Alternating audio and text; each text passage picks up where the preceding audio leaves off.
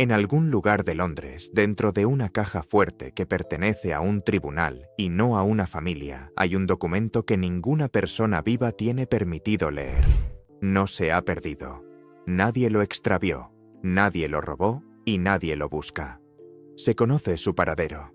Su existencia es de dominio público. Fue firmado por uno de los seres humanos más fotografiados de la historia. Un hombre cuyo rostro apareció en los noticieros antes de que la mayoría de quienes ven esto nacieran. Y un juez ha ordenado que permanezca cerrado. No hasta que la familia esté de acuerdo, no hasta que la prensa pierda interés. No durante un año, ni una década, ni una generación. Durante 90 años. No se trata de un rumor inventado para generar interés. No es una afirmación que circuló en las redes sociales hasta que suficientes personas la repitieron como para que pareciera cierta. Es una orden dictada por el Tribunal Superior de Inglaterra y Gales por un juez identificado, en un caso que fue documentado, impugnado por un periódico nacional y resuelto por el Tribunal de Apelación. Puedes leer la sentencia, lo que no puedes leer es el contenido de la misma. Y aquí es donde deja de ser una curiosidad y se convierte en una auténtica cuestión constitucional. Lo más extraño de esta historia no es que el testamento estuviera sellado. Lo más extraño es lo que supuestamente ocurrió en la audiencia donde se tomó esa decisión, y específicamente a quien no se le informó de que la audiencia se estaba celebrando. Hay algo más. Algo que no está sellado, ni oculto, ni protegido por ninguna orden judicial. Ha estado a la vista de todos desde 1993, publicado, de libre acceso, con una extensión similar a la de un folleto breve, y explica con más detalle cómo se transfiere el dinero de la realeza de una generación a otra que el contenido de cualquier testamento privado. Casi nadie lo ha leído. Tiene un nombre extremadamente aburrido, lo que quizás sea la medida de seguridad más eficaz de toda la Constitución británica. Si quieres comprender a fondo cómo se transmite la riqueza real de un reinado a otro y el sistema que la rige discretamente, quédate conmigo y suscríbete, porque la segunda parte es donde el papeleo se convierte en el verdadero escándalo. Comencemos con lo que es realmente público, porque casi toda la confusión en este tema empieza aquí, en la brecha entre dos cosas que parecen idénticas pero no lo son. Está lo que posee la corona. Y está lo que posee el monarca. No son lo mismo, nunca lo han sido, y una vez que se distinguen, aproximadamente el 90% de las historias descabelladas que circulan sobre la herencia real se desmoronan antes de llegar a la segunda frase. El patrimonio de la corona es el ejemplo más claro. Se trata de un enorme conjunto de propiedades, tierras de cultivo, bosques, gran parte del lecho marino que rodea la costa británica y una cantidad considerable de propiedades en el centro de Londres. La gente suele describirlo como la riqueza privada del rey. No lo es. Los ingresos excedentes del patrimonio de la corona van al tesoro, y así ha sido desde un acuerdo alcanzado al comienzo del reinado de Jorge III. El soberano no puede venderlo, no puede obtener préstamos con él como garantía, ni puede legarlo a nadie en su testamento, porque en primer lugar no le pertenece como persona. El Palacio de Buckingham funciona de la misma manera. Lo mismo ocurre con el Castillo de Windsor. Ambos son propiedad del monarca en derecho de la corona, lo que legalmente significa que están vinculados al cargo, no a la persona que lo ostenta. Nadie los hereda en el sentido común de la palabra. Se adquieren con el cargo el día que éste comienza y se pierden con él el día que termina. Luego están los ducados, que pertenecen a una tercera categoría y generan aún más confusión.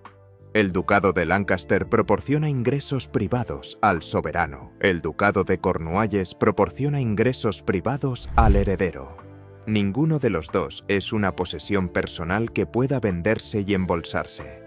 Ambos están vinculados al cargo, razón por la cual los ingresos del ducado de Cornualles pasaron automáticamente de Carlos a Guillermo en septiembre de 2022, el día de la ascensión al trono, sin que ninguno de ellos firmara nada. Un hombre se convirtió en rey y en ese mismo instante su hijo se convirtió en beneficiario de una propiedad creada en el siglo XIV. sin ceremonia, sin documento. La ley simplemente se transfirió.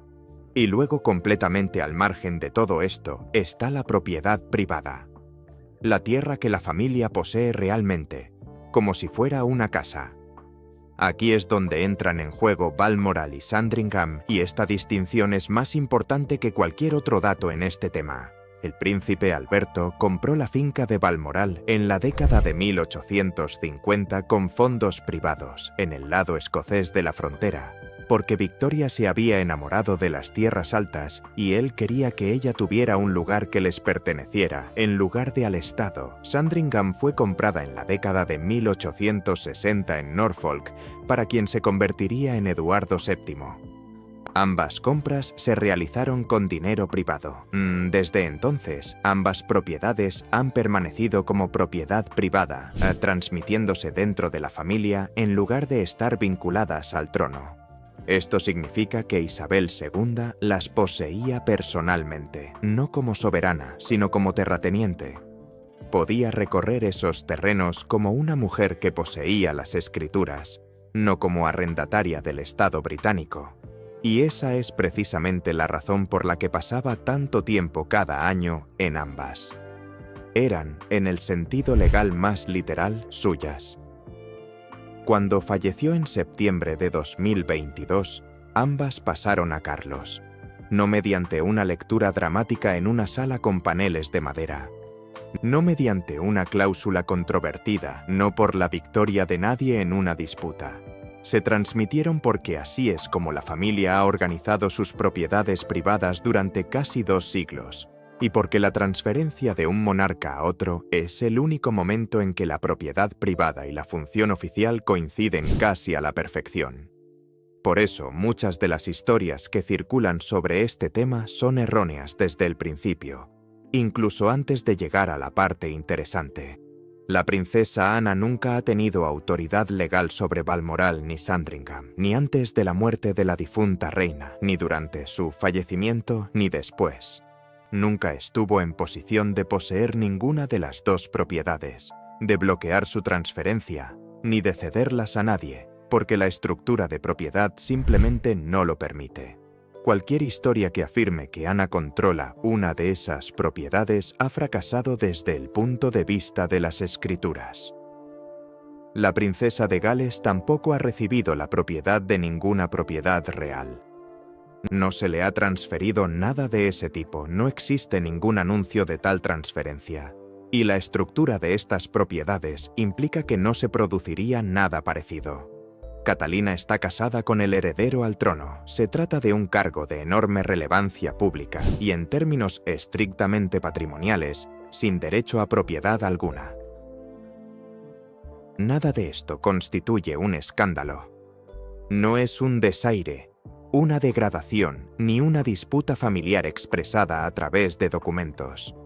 Simplemente, así están redactadas las escrituras, y así se redactaron mucho antes de que naciera cualquiera de los implicados, por lo tanto, esa parte es pública. Todo es verificable y consta en actas. Casi todo lo que viene después no lo es. Y existe una razón legal muy específica para ello que se aplica a una sola familia en todo el Reino Unido. Consideren cómo funciona esto para los demás, porque el contraste es precisamente lo que importa. En Inglaterra y Gales, un testamento común se convierte en un documento público. Cuando se concede la homologación, es decir, cuando el tribunal confirma la validez del testamento y autoriza a los albaceas a administrar la herencia, este se inscribe en un registro público. Cualquiera puede solicitar una copia, se paga una pequeña tasa, se espera a que llegue y se lee lo que un desconocido fallecido decidió hacer con sus bienes. El testamento de tu vecino, el de un novelista famoso, el de un multimillonario, el de alguien de quien nunca has oído hablar y que legó todo a un refugio de gatos. Esto no es una laguna legal, una filtración de datos ni un fallo del sistema. Es una de las expresiones más antiguas de justicia abierta en el derecho inglés. El razonamiento que la sustenta es deliberadamente poco romántico. Se le pide a un tribunal que tome los bienes de una persona fallecida y los entregue a personas vivas. Eso es un ejercicio serio del poder estatal. Si se hiciera a puerta cerrada, nadie podría comprobar si se hizo correctamente y las personas que pudieran haber sido perjudicadas jamás lo sabrían. Por eso se hace públicamente, siempre, para todos, excepto para una familia.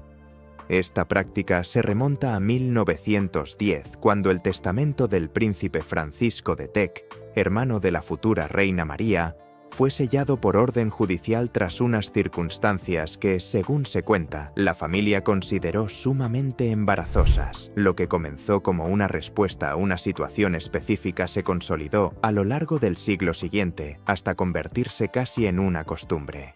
Ahora, cuando fallece un miembro de alto rango de la familia real, se presenta una solicitud ante el presidente de la División de Familia. Este título merece una mención especial, ya que desempeña un papel fundamental en esta historia y la mayoría de la gente lo desconoce. El presidente de la División de Familia es el juez de mayor rango en Inglaterra y Gales que se ocupa de asuntos familiares, incluyendo la sucesión testamentaria. Un solo juez, un solo cargo. Y por convención de larga data, es ante este cargo donde se solicita que un testamento real sea sellado en lugar de publicado de la forma habitual. Generalmente, estas solicitudes han sido concedidas. Vale la pena reflexionar sobre la discreción con la que se lleva a cabo este proceso, porque precisamente esa discreción fue lo que, a la larga, causó el problema. No hay ningún anuncio, no hay comunicado de prensa. Hasta hace poco, al parecer, no se esperaba que nadie ajeno al proceso fuera informado de que se había presentado una solicitud. Un albacea presenta la solicitud. Un juez la examina. Se emite una orden. El testamento se guarda en un sobre. El sobre queda bajo la custodia del tribunal y el registro público de sucesiones muestra que se otorgó una autorización sin especificar qué se otorgó. Para un observador externo que consulta el registro, no hay drama ni vacío que llame la atención. Simplemente hay una ausencia justo donde normalmente estaría el documento, y a menos que uno supiera dónde buscar, jamás notaría que falta algo. Y esa ausencia tiene una función muy específica. No se trata solo de ocultar la lista de quién recibió qué. Un testamento es uno de los pocos documentos en los que una persona expresa, con sus propias palabras y con fuerza legal, lo que pensaba de quienes la rodeaban. ¿Quiénes eran importantes? ¿Quiénes fueron recordados? ¿Quiénes fueron excluidos discretamente? Para una familia común, ese documento se hace público a los pocos meses del fallecimiento. Para esta familia en particular no es así, y la razón aducida no es que el contenido sea peligroso. El razonamiento ofrecido para todo esto, tal como se ha expuesto en los tribunales y en los comentarios a lo largo de los años, es a grandes rasgos el siguiente. El soberano ocupa una posición constitucional que depende en cierta medida de la dignidad y la distancia. Publicar los asuntos financieros privados de la familia inmediata del monarca expondría detalles de personas que nunca optaron por la vida pública, incluyendo parientes, amigos y miembros del personal doméstico que podrían ser nombrados en legados individuales. Esto propiciaría un nivel de intromisión en los asuntos privados que ninguna otra consideración podría revertir una vez ocurrido. Y según el razonamiento esgrimido, correría el riesgo de dañar el prestigio de la propia institución a un nivel que va más allá de los intereses de cualquier miembro individual de la familia. Los tribunales, basándose en este razonamiento, han tratado la protección de la dignidad del soberano como una cuestión de interés público, y no como una preferencia privada disfrazada de lenguaje jurídico. La objeción a esto es igualmente clara, y no se trata de una postura marginal defendida por un puñado de activistas. Se supone que la justicia abierta debe aplicarse a todos. Eso es lo que la convierte en un principio, no en una cortesía. Ninguna otra familia en Gran Bretaña, por muy rica que sea, por muy reservada que sea, por muy inconveniente que resulte la publicidad, puede solicitar como grupo que sus testamentos no sean objeto de inspección pública. Un multimillonario de supermercados no puede. Un ex primer ministro no puede. Una familia que ha sufrido acoso real no puede obtener una exención general simplemente señalando el acoso. La excepción existe para una familia. Se ha extendido repetidamente a lo largo de más de un siglo. Y hasta hace muy poco, el proceso por el cual se extendió era prácticamente invisible para cualquiera que no estuviera ya dentro de la sala. Entonces murió el príncipe Felipe. El proceso invisible se hizo visible brevemente y un periódico nacional decidió debatirlo.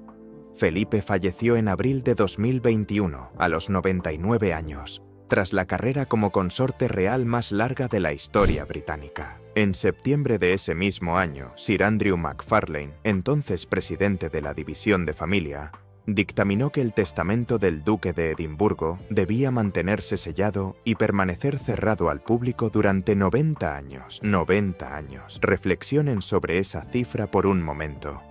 Es más tiempo que el reinado de su esposa, que a su vez fue el más largo de la historia británica, por aproximadamente 19 años. Es más tiempo que la vida de casi todos los que presencian esto. Alguien que hubiera nacido el día en que se dictó la orden tendría que cumplir 90 años antes de que siquiera se planteara la posibilidad de abrir el sobre, e incluso entonces abrirlo no implicaría automáticamente su publicación. Pero los 90 años no son el detalle que más me impactó. El detalle que más me impactó fue la caja fuerte.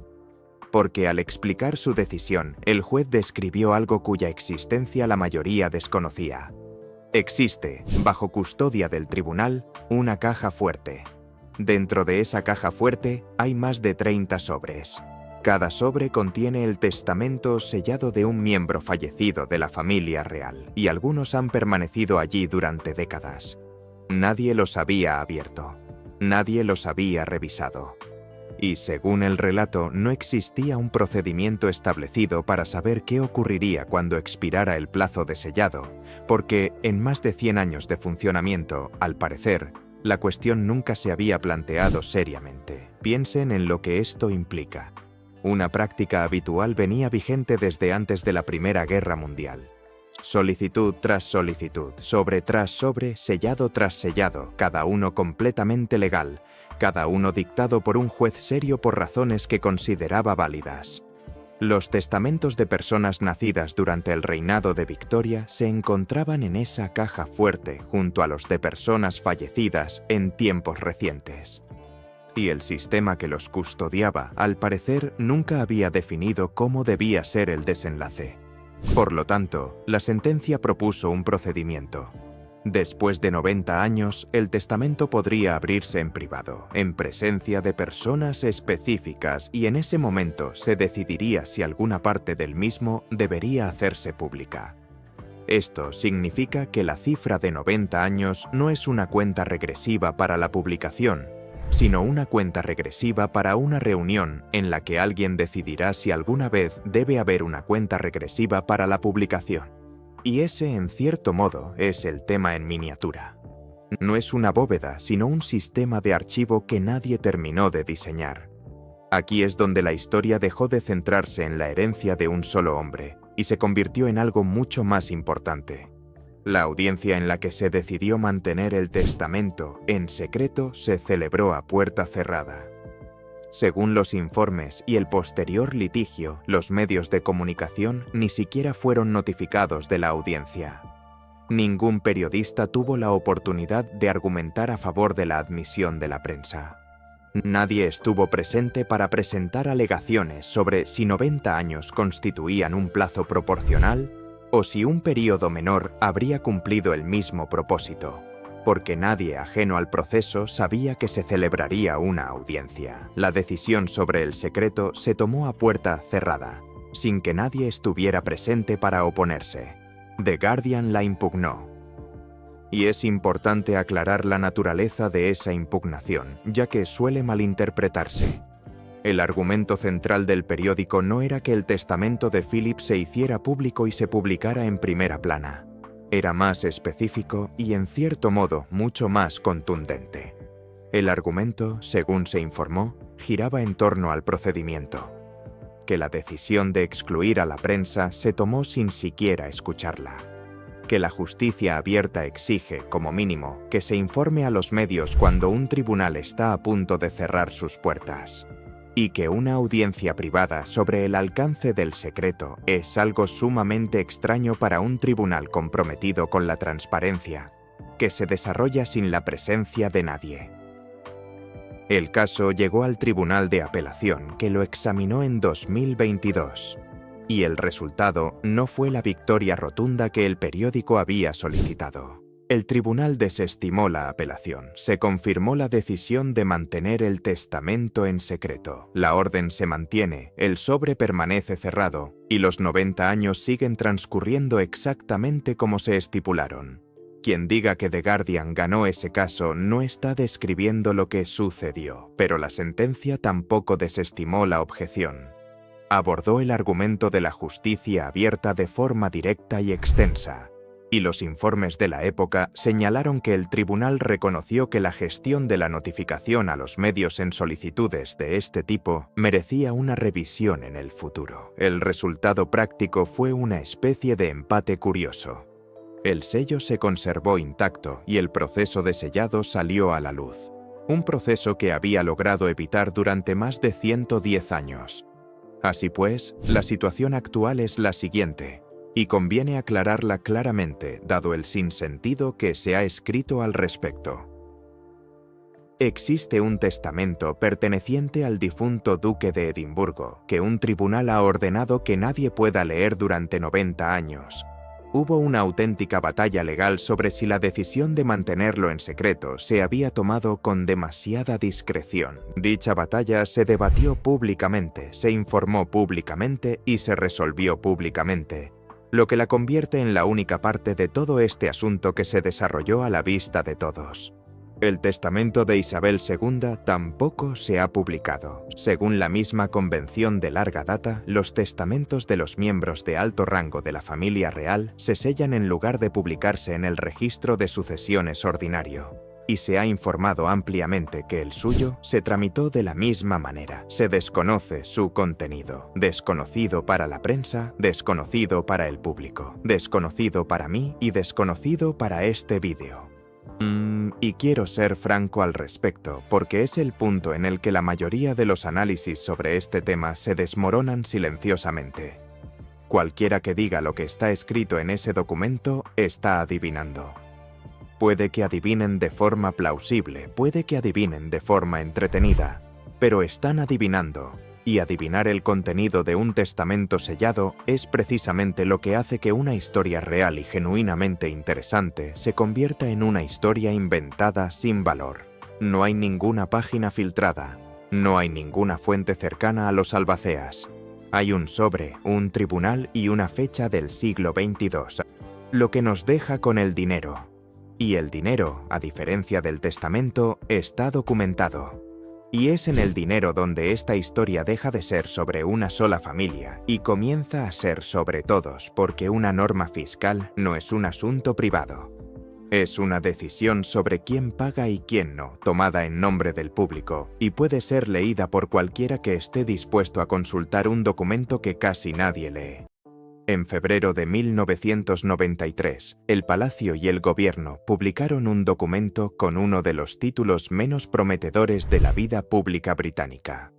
Un Memorando de Entendimiento sobre la Tributación Real. Llegó al final de un periodo extremadamente difícil para las finanzas de la realeza. Había habido un debate público constante sobre el costo de la monarquía, sobre quién pagaba qué, y sobre si el soberano debía pagar impuestos. Durante ese periodo se anunció que la reina pagaría voluntariamente el impuesto sobre la renta y el impuesto sobre las ganancias de capital sobre sus ingresos privados, lo que en su momento se presentó como una concesión significativa y fue criticado por algunos sectores por considerarse una medida largamente esperada. El memorándum establecía por escrito cómo se aplicaría el sistema tributario a la soberana. Desde entonces se ha actualizado, la actualización más sustancial en 2013, y dichas revisiones también se publicaron. Una disposición en particular tiene mayor alcance que todo el resto del documento. Las herencias que se transmiten de un soberano a otro están exentas del impuesto de sucesiones. Léalo de nuevo, despacio, porque es muy fácil pasar por alto una frase tan árida. El impuesto de sucesiones en el Reino Unido se aplica a un 40% por encima del umbral, nos dan a 40 peniques por cada libra sobre el valor de una herencia en el momento del fallecimiento. Es uno de los impuestos más impopulares del país precisamente porque llega en el peor momento posible para quienes lo pagan, y las familias británicas reestructuran por completo su vida financiera para intentar mitigarlo. Cuando el patrimonio privado de la difunta reina pasó a manos de Carlos, la exención fiscal entre soberanos se aplicó a las propiedades que se transfirieron entre ellos. Balmoral, Sandringham, las posesiones privadas acumuladas a lo largo de generaciones de una familia que las ha ido acumulando durante mucho tiempo. Todo ello se transmitió sin el impuesto que recaería sobre un patrimonio común de tamaño similar. Ahora bien, antes de que alguien se apresure a comentar, la justificación que se da para esto no es simplemente que el monarca sea especial y deba quedar exento. El argumento que se esgrime en apoyo de este acuerdo es el siguiente. Una parte significativa de los bienes privados del soberano no se conserva para su disfrute personal, sino para el funcionamiento de la propia monarquía, y esos activos son extremadamente difíciles de separar claramente del cargo. Un monarca no puede comportarse como un individuo rico común, no puede reestructurar sus propiedades libremente, no puede establecer los tipos de acuerdos disponibles para otros grandes patrimonios, y desde luego no puede transferir activos al extranjero sin consecuencias constitucionales y políticas inmediatas que se conocerían en cuestión de minutos. Así pues, el argumento continúa: si se eliminara el 40% en cada ascenso al trono, los recursos privados que sustentan la institución se verían considerablemente mermados en 2 o 3 reinados. Y el resultado no sería una monarquía más austera y autosuficiente, sino una monarquía cada vez más dependiente del contribuyente. No menos, porque todo aquello que la institución dejara de financiar con fondos privados tendría que ser financiado de alguna parte. El memorándum también abarca los legados de la consorte de un ex soberano al soberano, lo que subsana una laguna bastante evidente en el acuerdo, y volveremos sobre por qué esa cláusula en particular resultó ser de suma importancia. La crítica es directa y se ha formulado repetidamente por grupos activistas, algunos miembros del Parlamento y en una cobertura mediática constante durante 3 décadas. Consiste en que la mayor herencia privada del país se transmite sin impuestos, mientras que todas las demás familias británicas pagan, que la justificación se afirma en lugar de auditarse porque las cifras subyacentes no se publican, lo que significa que nadie ajeno al acuerdo puede comprobar si el razonamiento es válido, y que una exención de esta magnitud, negociada entre el Palacio y el Gobierno y registrada en un memorándum en lugar de ser debatida en el Parlamento como ley, es una forma muy extraña de crear una norma fiscal en una democracia. Republic y otros grupos activistas han insistido en este punto durante años y continúan haciéndolo.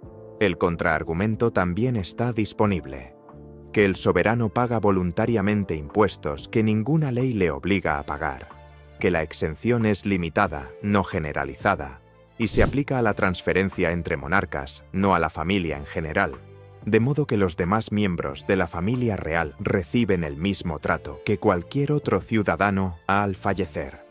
Hay que el acuerdo se hizo público, en lugar de mantenerse en secreto, algo que no se puede decir de muchos acuerdos fiscales relacionados con grandes patrimonios. Ambas posturas constan en los registros públicos. Ninguna depende de conocer el contenido de un testamento sellado. Y fíjense en el efecto que esto tiene en todo el asunto. Gran parte de la confusión sobre el dinero de la realeza se disipa en cuanto alguien lee el memorándum en lugar de los titulares. La gente discute sobre si el rey paga impuestos como si fuera un misterio insondable, custodiado por hombres de abrigos oscuros. No lo es. Los términos están escritos. han estado escritos desde 1993. Se revisaron en 2013 y las revisiones también se publicaron. El documento es árido, técnico, prácticamente carente de cualquier atisbo de revelación y lo más alejado posible de un secreto filtrado. Quizás por eso tan poca gente lo ha abierto. El secretismo atrae la atención. Un memorándum de entendimiento la repele. Si uno quisiera realmente mantener algo fuera del debate público en este país, publicarlo en un formato aburrido con un título poco llamativo sería una estrategia extraordinariamente eficaz. Y no estoy del todo convencido de que sea una casualidad. Memorándum no se mantuvo teórico por mucho tiempo. Su funcionamiento se puso a prueba en menos de una década, a la vista de todos, y provocó una polémica que nunca ha desaparecido del todo. La reina madre falleció en marzo de 2002, a los 101 años, habiendo sobrevivido a su marido medio siglo. Su patrimonio se había forjado a lo largo de una vida extraordinariamente larga. Arte, joyería, caballos de carreras, a los que amaba profundamente y en los que invirtió una gran cantidad de dinero. Una colección de obras que ella misma había adquirido a lo largo de décadas, en una época en que varios de los artistas involucrados estaban pasados de moda y eran relativamente baratos. Todo pasó a su hija. Las estimaciones sobre el valor de ese patrimonio variaban considerablemente de una publicación a otra, y es importante aclarar que ninguna de esas cifras era fidedigna. El patrimonio no se hizo público, no se publicó ninguna valoración auditada, y las cifras que circularon eran reconstrucciones periodísticas, no datos contables. Se publicaron cifras de decenas de millones, algunas publicaciones incluso las elevaron. La verdad es que nadie ajeno al proceso lo sabía, y quienes lo sabían guardaban silencio. Lo que no cabía duda era el tratamiento fiscal, dado que Isabel II era la soberana y la reina madre la consorte de un ex-soberano, se aplicaba la cláusula del memorándum de 1993. La que mencioné hace un momento, la que parecía un mero trámite técnico cuando se redactó. Dicha transmisión estaba exenta del impuesto de sucesiones, y esto atrajo mucha atención. Se plantearon interrogantes en la prensa y, según se informó, en el Parlamento sobre la magnitud de lo que se había transmitido sin impuesto de sucesiones, sobre si el acuerdo de 1993 realmente tenía como objetivo cubrir un patrimonio de ese tamaño y sobre la ausencia total de cifras publicadas con las que el público pudiera comparar todo el asunto. La queja fundamental no era que se hubiera infringido una norma, sino que la norma existía, que se había acordado en lugar de legislado y que su efecto no podía medirse porque las cifras eran privadas. La postura del Palacio se basaba en el memorándum publicado 9 años antes y que había estado a la vista de todos todo ese tiempo, accesible a quien quisiera consultarlo, cosa que casi nadie hizo. El episodio resulta realmente útil precisamente por su sencillez. No hubo ningún documento secreto. No hubo confrontación dramática, ni firma a medianoche, ni descubrimiento en un archivo. Una cláusula redactada en 1993 seguía vigente en 2002 exactamente como estaba escrita, y la discusión posterior giró en torno a si dicha cláusula debía existir, en lugar de si alguien había cometido alguna irregularidad. Así es como se manifiesta una verdadera controversia financiera en la realeza. Se trata de un memorándum de 9 años que funciona correctamente y mucha gente que discrepa al respecto. Lo que nos lleva a la única historia sobre propiedades que involucra a la princesa Ana que es verídica y que merece la pena contar porque muestra exactamente cómo se producen estas transferencias, cuando llegan a producirse. En 1976, Gatcombe Park, en Gloucestershire, fue adquirido para Ana y su primer marido, Mark Phillips.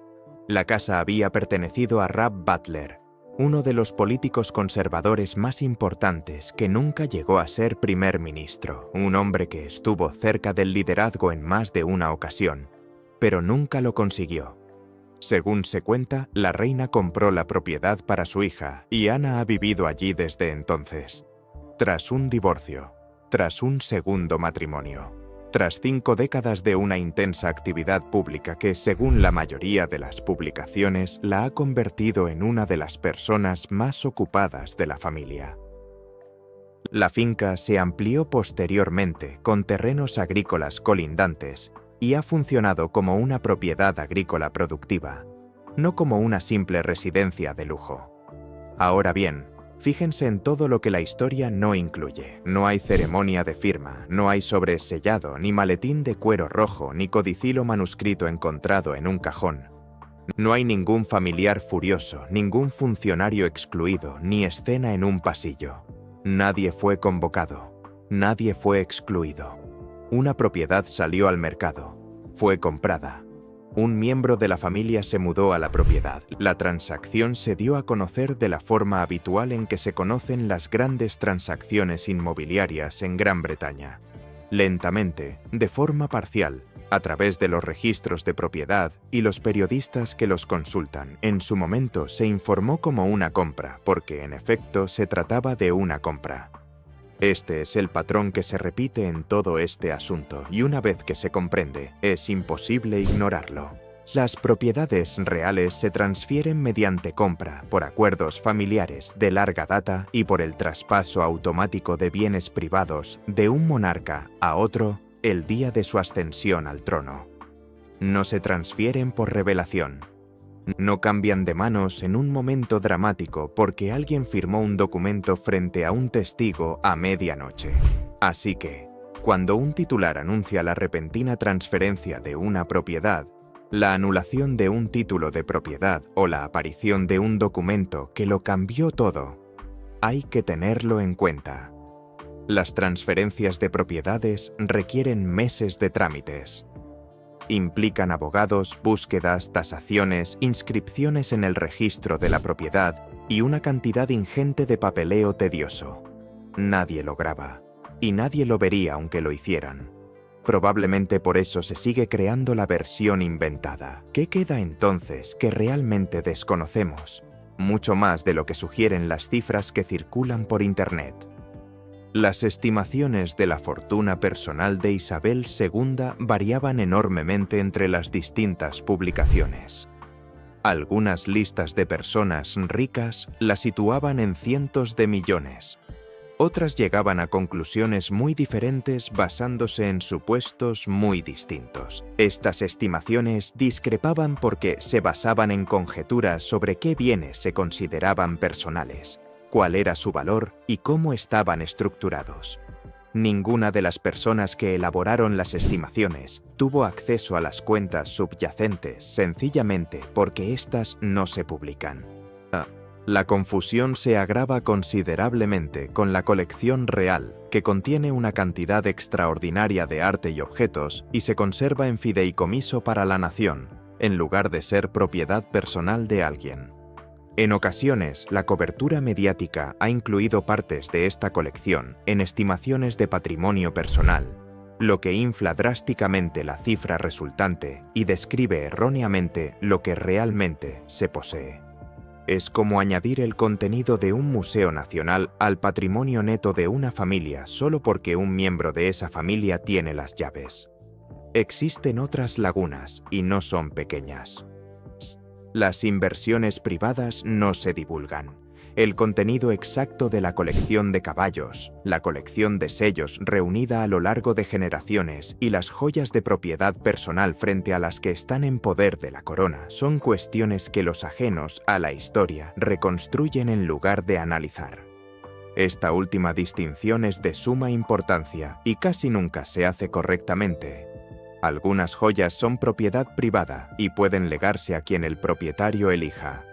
Otras forman parte de las joyas de la corona, que ningún monarca puede vender, regalar ni legar, ya que se conservan para la nación y se transmiten con el cargo. La cobertura mediática suele difuminar esta distinción. Y la ambigüedad no siempre es accidental, porque una cifra mayor genera un mejor titular que una precisa. Así que este video no les dará una cifra. No porque la cifra sea comprometedora, ni porque esté protegiendo a nadie, porque no hay una cifra creíble disponible, e inventar precisión es precisamente lo que hace que un tema como este se convierta en un sinsentido. En el momento en que alguien atribuye una cifra con seguridad a una herencia privada no auditada, todo lo demás que diga se vuelve sospechoso, y con razón. Lo que se puede afirmar con seguridad es lo que está documentado, las herencias y cómo se administran. El convenio sobre el sellado de testamentos y su origen, la orden de sellado de 2021 y la gran cantidad de sobres que reveló. El caso ante el Tribunal de Apelación y cómo terminó realmente. El memorándum de 1993 y las exenciones que contiene. La transferencia de 2002 y la controversia posterior. Se trata de un conjunto sustancial de información real y verificable. Es considerablemente más de lo que la mayoría de los reportajes sobre la riqueza real se molestan en demostrar, y no requirió ningún documento inventado, lo cual me lleva a una conclusión inesperada al empezar a leer sobre el tema. Tendemos a suponer que el secreto mejor guardado de la vida pública británica debe ser un escándalo, algo vergonzoso, algo que, de salir a la luz, derrumbaría toda la estructura.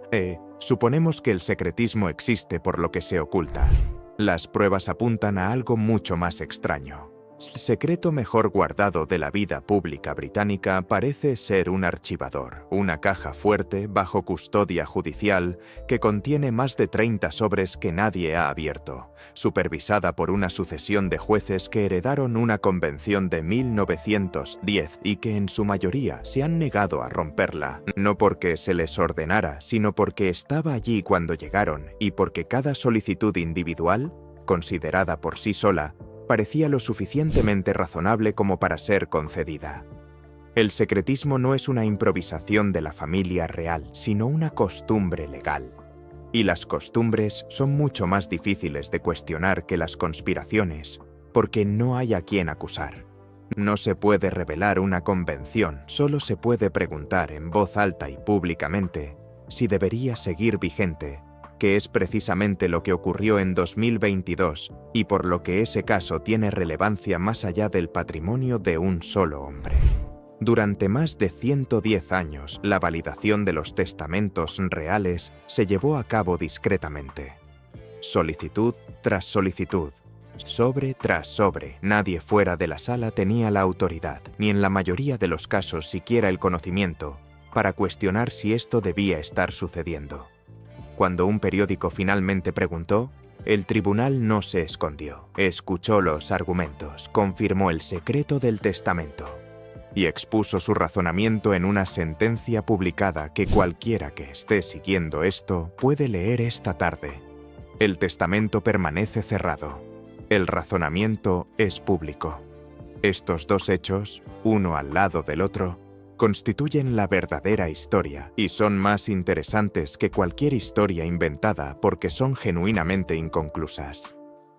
Así que la próxima vez que vea un titular que prometa el contenido escandaloso de un testamento real o la cláusula secreta que reescribió la sucesión o el documento encontrado en un archivo que lo cambia todo, compárelo con lo que realmente se sabe. Las propiedades se transmitieron como siempre se iban a transmitir. Por propiedad, no por drama. El tratamiento fiscal se estableció en un memorando publicado en 1993 y se ha debatido públicamente desde entonces. Los testamentos están sellados. El sellado fue puesto a prueba en el Tribunal de Apelación y la impugnación fracasó en cuanto al fondo, aunque el proceso salió a la luz. Y la razón por la que siguen difundiéndose las versiones inventadas no es que la verdad sea aburrida. Es que la verdad exige aceptar dos ideas incómodas a la vez. Que una institución puede recibir un trato diferente al de los demás, sin que nadie involucrado haya cometido ninguna irregularidad. Y que la forma más efectiva de secreto en este país no es una conspiración en absoluto. Es un procedimiento que se lleva a cabo discretamente y que nadie se ha molestado en cuestionar. No hay ningún codicilo perdido, hay una caja fuerte, un convenio y una sentencia. Y dentro de 90 años, en una habitación a la que nadie de esta conversación habrá entrado vivo, alguien abrirá un sobre, Leerá lo que ha estado esperando dentro desde 2021 y finalmente descubrirá si alguna vez valió la pena ocultarlo.